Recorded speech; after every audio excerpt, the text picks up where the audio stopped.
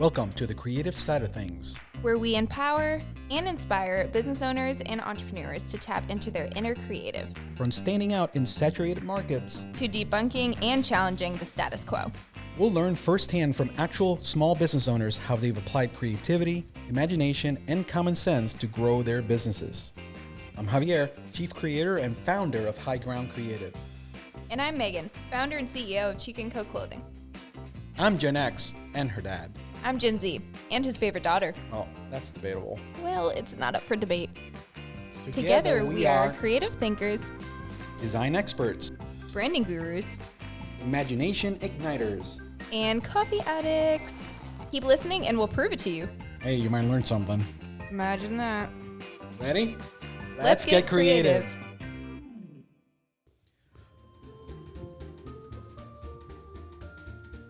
You know, I know we can't hear it right now, but I love that little music every time we have our episode start. And it's called, the audio is called Cutting Cheese.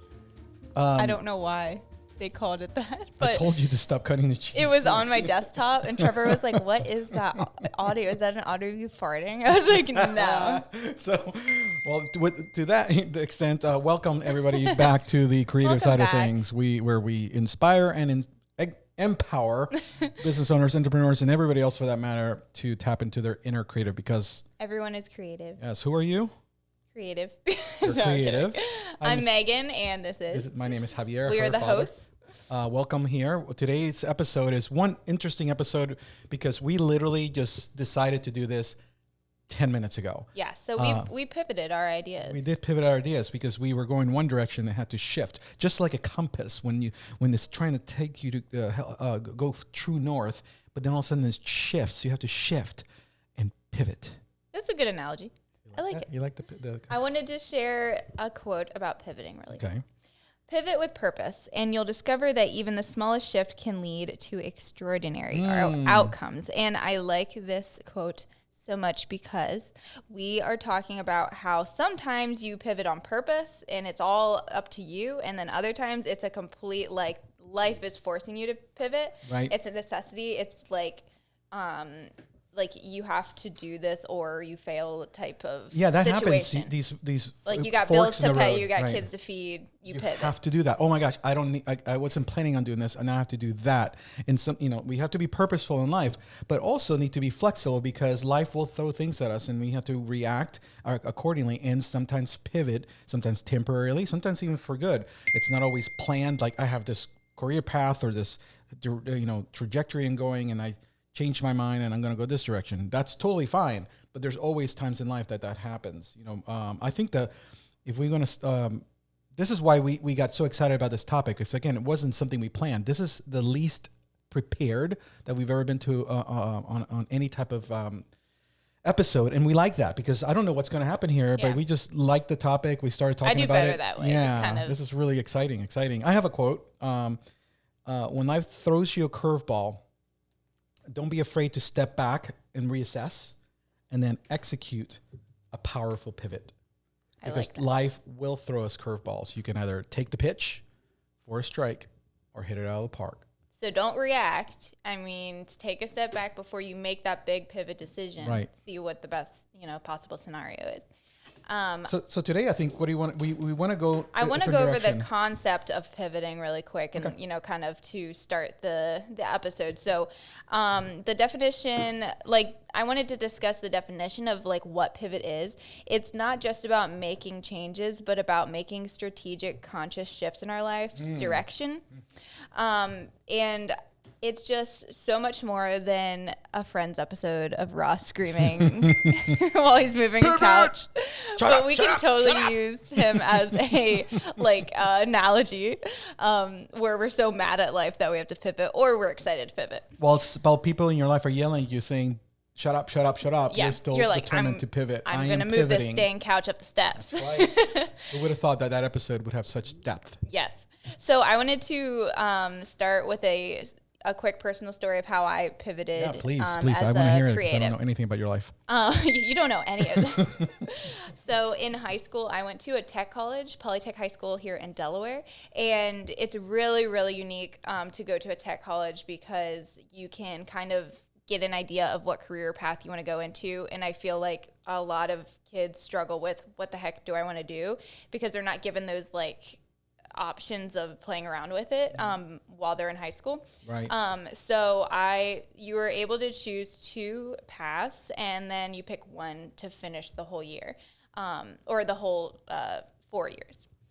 And I picked cosmetology and childcare. I love all things fashion and beauty, so I thought it would be fun to try out cosmetology. However, a lot of science goes into cosmetology when it comes to mixing different things. You don't want to get rashes all the time. Yeah, it's a lot of that. So I was like, not really my and I can't braid to save my life. So I was like, okay, I'm not doing good there. And then I ended up choosing childcare. Ironically, my teacher for high school childcare was my second grade teacher as well. So that was really cool. Miss Likens, shout out to Miss Likens. Yeah. So I don't regret at all picking childcare. I met some of my closest friends in there, and I learned so many things for life, even though I'm not a teacher. But by the end of the high school, I knew I didn't want to teach. I was considering doing art therapy. But I was just all over the place. I ended up going to a tech college, which is like 2 years. Like, you don't waste a lot of money. I got the SEED program. We were trying that out. Yeah, it's a local scholarship that you get if you're a resident. You get a certain grade, then you can actually get a scholarship. At this point, I was doing photography as my side hustle, and that's what I figured I would do, so might as well do business for college. I struggled a lot, like being very transparent. I'm not a good test taker. I'm intelligent, but book smart is just complicated for me. So I was not passing like a lot of my business classes, and I was getting really like upset because being an entrepreneur, not doing well in business classes is like a punch in the face. So I switched to art, and I had to take a photography class. God bless this man. Never but forget that day you called me or texted me. Yeah. What did I say? I get a text from Megan, who obviously is a professional photographer. At this point, I was like... Dozens of weddings she's done. Yeah. Successfully. And then she's like texting me. It's like they're teaching me about f-stop and shutter speed. They were telling me where the shutter was. Like, that takes the photo. And he wouldn't let us edit anything. No editing. Humble pie, Megan. Humble pie. That's what I remember texting you. Humble pie. I wasn't like, oh, I'm better. I was just like, I'm not like I wanted to enhance my skill set, and this was like this is not the 101 how to hold a camera, and I was like, this is the shutter. And then my art class was fun, but they were grading on art, and I don't like being graded on my art because I think my art's beautiful. So having someone be like, that's a bad painting, I'm like, who are you to say that's a bad painting? This is a good painting. Like, they said that to Picasso, too. And look at his legend. So we pivoted all through high school and college of what the heck do I want to do. And then I've already talked about this on our podcast, but you guys know the story. I ended up, I don't want to say I'm a college dropout, because it's not like I flunked out. I just chose to not continue. Is that still a dropout? No, it is dropping out. School dropout. Yeah, you did. So I dropped out. You did. With no, heavy debts or anything. I just decided not to finish community college. Right, and we had the conversation because, I talked to my parents. I said, I'll pay all my bills. Your mom and I never pushed back. We just, okay, tell me why, what you're doing, what's next. And we already kind of knew because we were helping you with your business, getting it started. And mind you, the clothing company was not in existence Chicken Co. yet. does not exist at this point. This is all just like, I have my camera. Well, let me leave college. And you're like, okay. So, that's part of the society tells us this is the way we need to do a certain thing. And historically, a lot of people fall into those tracks. Mm-hmm. And some of them do successfully. In some cases, that's fine. But that's not the answer. It is a answer. Yeah. You had a different track. We just didn't know what direction the track was going in the beginning. I'm a hands-on learner too, so I always tell people, like, if you want to try something, if you want those side hustles, go for it. Because how did I know I loved selling clothes until I tried it? Right. Let's go back to the photography. We're going too far ahead. Well, I was pretty much done because they know my clothing company story. Right. So I want to add to that because there's a little more to Megan's startup. Because it is part of the pivot thing. Because you were just getting a whole other animal. You were just getting started. So it's almost like how now that I've been in park for my entire life and I'm going to put it in drive, Now I want to see what direction I'm going. This is where you were in your life, in your career. So, we thought you were going to be going, east, and all of a sudden we decided to go and I even west. got into a art school in Pennsylvania that only took 100 people, and I got in and I was like, I remember maybe that. And then I was like, no, because I also was with my current fiance, and we had Delaware plans, so why leave? And no, that was not on your cards, right? So but then you made the decision, and you haven't looked back. It wasn't clear what the destination was, but the pivot happens because you had cards in front of you, and we had to, we made a decision. I was open to pivoting, yes, because exactly. pivoting is crucial for personal and professional growth. Oh, it is. And you have to be able to be very attentive about times when you need to pivot, be adaptable, be resilient, be able to figure out what are the indicators that maybe in your life, if it's big or little or in between, you need to shift a mindset, a relationship, a career. Those are big things. Where you're going to live. And again, I continue to talk about big things, but I'm even talking about thought processes, like I said, mindset, being able to be creative in that space where you kind of know those indicators are very, very clear because you feel it in your heart. You're seeing signs of it. Many of you, that gut feeling. We had that gut feeling. We know, but we just, and I say I'm going to include us because I've been in there. Yeah. Is we neglect that intuition to say, this isn't working. I don't know where to go, but I know this is not where I want to be. I have a question you have for to you. You have to be creative, but also courageous in saying, okay, enough, and then shift and pivot. Do you feel, for someone who's listening who is close to your age, is it harder to pivot when you are older because of, you have kids to feed? It's because you have always told me when I was in, I'm in my 20s, to take all those leaps right now. So what's your advice to someone it's not as easy as just pivoting because so many things can get affected? No, thank you for asking. The short answer is I think willingness to pivot is more important than the pivoting sometimes, because then you're always open-minded to things. However, there are factors that you have to take into account. It's not rushing your fields and being, all gung-ho without thinking about it. There are consequences to the pivot. Yes. Good or bad, and you have to be very understand what they are and be okay with whatever those are, because it's your decision. Another phrase to say pivot is to change your mind. I always say to folks, it's okay to change your mind. It doesn't, if you change your mind every single minute, then that's a problem. But at the same time, conditions change. So then, if the conditions change, then you have to reassess things and make this. So back to your question, at 53 years old, the pivots are different, and we have to look at that, the impact monetarily on our lives and different things. We talked about moving in the past. We're not doing that anymore, but to Florida, and because we love it down there, and but we've also done it and come back. Yeah. So, but now it's a lot harder than in our 20s and in the 30s because there's a lot of other factors. So I think, again, to long-winded answer is be willing to look at things, especially when instinctively that change is needed. Yeah. Then you can go, okay, what's happening here? What else is happening? Talk to people you trust, see your options, and don't be afraid to make that change. Because I feel like there's two types of pivoting, and both can be negative, both can be positive. There's like the leap of faith pivoting where you're like, let's do it, I'm going to risk it. And then there's a strategic plan pivoting. And they're good, they're both great. I feel both are, complementary of each other. Like, me, I didn't plan too much with dropping out of college. It was one of those things where it's like, if I don't do this, if I don't take that safety net out, how do I succeed as an entrepreneur? No. I need to force myself to make it work. For sure. And look, we talked about it. It's like, okay, if you decide you don't want to do that anymore, I remember having that conversation. You wanted to do art therapy. That was the one thing if you came back. I said, at this point in time, you don't have any debt. You don't have any family. You don't have the debt, debt, and you don't have all these things, children or anything like that.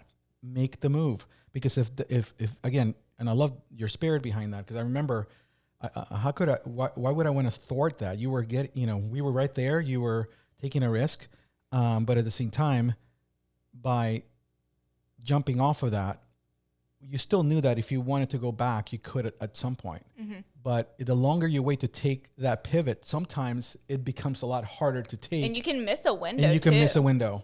Like, ding, that's a ding. If you just keep waiting for the quote unquote perfect moment, it could already have passed. Right. No, this is actually turning into a really, really good conversation. So a sign for me, like as a 26-year-old entrepreneur, a sign of like a need of pivoting is the same old, same old. I hate being in a same routine and bored. If I'm noticing I'm falling into like a robotic schedule, I'm like, okay, I gotta try a new hobby. I gotta do something. Okay. So that's one sign for me. Like if I'm just miserable, like if nothing changes, nothing changes. Okay. So if I'm feeling, not okay with what I'm doing, even if I'm good at it, then I need to adapt. So I just got out of the wedding industry. That was a huge pivot for me financially. Yeah, you've been doing that that was over your photography. 5 years, I think 8 years or more. Yeah, and I think that's a big hit, but your heart wasn't in it, and you've been. I love my couples. It just wasn't my passion anymore. But you didn't. It was a calculated pivot. You didn't just react. It was so calculated, guys. It was. And I saw you go through it, and we talked to you through it, and you had made the decision. But sometimes you make a decision today, and then you act later. So you don't have to. You can make a decision now, and if you do it now, maybe now is not the time. Yeah. There's a lesson right there. That just came to my heart and my mind, where again, this is where slowing down, being able to counsel with others. If you have a business coach or even family members who you trust, that they have your back in that sense. To just see if they're seeing what we're seeing. Yeah. But patience and being, make that decision and then acting. Patience is so important. And I don't think it gets enough credit of patience in entrepreneurship because everyone wants everything immediately. Like I get a lot of people who ask me like, when's the Airstream getting flipped? And I'm like, in time. Right. Like I had other things I had to prioritize. Yeah, you have to. I take my sweet time with things, while also not waiting too long, if that makes sense. Right. So certain things like need to be strategically planned out, and other things that can be quick in the moment decisions, if that makes sense. And a lot of people know, many people, it does make sense, by the way. I hear you. That's really important to keep that in mind, folks. I would challenge, and I'm looking at the camera now, that there's a lot of you out there that know you have to pivot. Whatever that is, and uncertainty and fear and anxiety, right, and doubt are holding you back. You need you need to work on that stumbling block because you know what you need to do, and the longer you wait, it's going to be very much more difficult. So make that assessment, take a deep breath, and make the move. It takes courage to change your mind. It takes courage to shift. There will be pushback from people that are well-meaning. Or pushback from yourself. From yourself, right. Look at the episode with Ross. They're like, this couch is not going to get up the stairs. He's like, it is. You got to pivot. And he's like, shut up. He's determined. He wants to move it. And at the same time, he knows that it needs to happen. And the people around him who love him are telling him no. Yeah. But he still goes along with it. It's going to be okay. Make the move if that's where your path is heading. Yeah, absolutely. And I think that's why side hustles are really cool because you can do like, if you're what we were talking about with, being patient and I want to do this, but not yet, you can start dabbling, like setting it up while you, like, let's say you have your 9 to 5. I was a receptionist for a while. Right. And then I was slowly kind of growing this side thing instead of just going all into it with nothing. I had it all planned. That's really good because it's risky, but it's that you don't have to take you can put your toe in the water. And that's why in business these days with technology and the internet, and obviously now the world is so small now because of all the access to these devices and to software and to websites and everything, where you can keep your job, pay the bills, build that side gig, and test the waters, and then you can see whether what you thought you liked, and then you can make the move if you want to make that a full-time thing and leave the other thing. There's nothing wrong with having multiple jobs. It's totally fine. Actually, my mom said I feel more financially free when I have multiple incomes. I mean, the average millionaire, guys, has 7 streams of income. Right, There's nothing wrong. As long as you're not burning out, it's okay to dabble in different things. Totally. And even if it's one job. I cannot pick one thing. Absolutely not. That's right. But some people have a job, a career, meaning they have a paycheck, they have a boss. Absolutely. And then they also have a business. So that's okay too. It doesn't have to all be all business under the other one. There's actually my sister, for over a decade had a corporate job, made a lot of money, and had basically a side business that was a full-time side business thing for over a decade, and was very successful at it. Yeah, that's awesome. And she made it. I remember my mom, your grandmother, would say, I remember she saying, you have cake money, your job, and you have icing money, your side business. Yeah. When your icing money becomes cake money, there's no icing money anymore. Exactly. And when she was thinking about going full time, and she ended up not doing that. And sometimes with my clothing company, I'm able to take a little bit more of a risky leap because I have that stable, always there photography income to save my butt if it fails. Right. And I don't think I'm going to let that go anytime soon. But I just had to pivot as far as weddings because I needed my weekends for vendor shows. So, there's different types of pivoting. But so you're being creative there, trying to figure out how can I make this work with what I have without leaving my current situation. Yeah. That's a consideration, folks. I hope you're. I know we're kind of jumping back and forth here, but I think the theme is very clear, and that the key here is to be very mindful. And in your life, emotionally, mentally, physically, obviously, where career-wise, where things are, and make assessments regularly to see if this trajectory you're going in, whatever that is the right one for you. And if it's not, pivot. Yes, that's just instead of go create something, go pivot. Go pivot. But I hope you enjoyed today's episode, guys. I really love this. Yeah, topic. This is actually a very full episode, but it's our shortest. But look, you have your cards in front of you. You have to play those cards.